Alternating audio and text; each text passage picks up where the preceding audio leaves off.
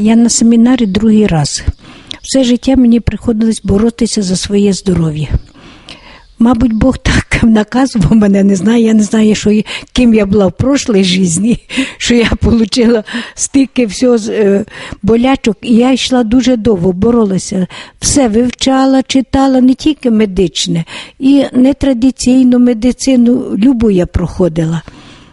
І коли я вже устала від цих болей, коли ти не живеш повноцінним, я маю життям фізичним. Моральним я завжди жила повноцінно, а от фізично я не чувствувала себе ущербною у всьому, що я не можу за собою так ухажувати і все.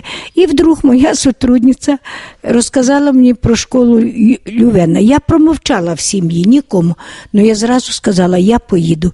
І от з вересня місяця прошлого року я почала збирати гроші, щоб поїхати сюди.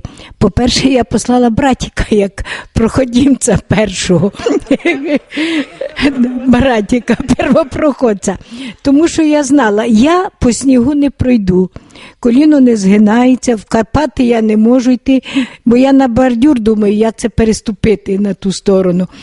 То я його, ти справився своїми болячками, сонце вже світить, піду я. Правда, по погоді не прийшлось в Карпати лізти, але я надію, що на 3-му семінарі я піду вверх. Все-таки я переборю себе. І я вдячна Богові. Я, звісно, прийшла до цього не зразу. Я довго готувалась морально, коли читаєш дуже багато літератури, і коли вона мені розказала, я зразу повірила.